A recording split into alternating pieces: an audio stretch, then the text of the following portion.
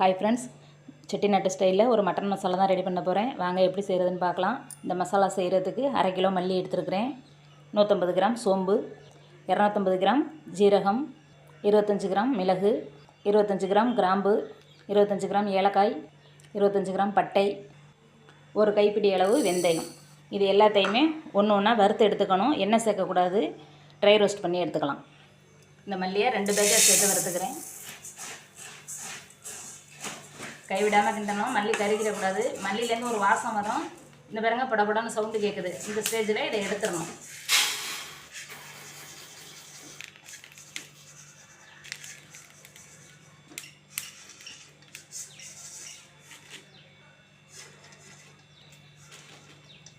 இப்போ எல்லா பொருளையும் வறுத்து எடுத்தாச்சு. இது கூட 50 கிராம் மஞ்சள் சேர்த்துக்கிறேன். ஆறுனதுக்கப்புறம் எல்லாத்தையும் எடுத்துகிட்டு போயிட்டு நம்ம மில்லில் அரைச்சி எடுத்துகிட்டு வந்துடலாம். பாருங்கள், கம்மன்னு நமக்கு செட்டிநாட்டு மட்டன் மசாலா அரைச்சி கொண்டு வந்தாச்சு.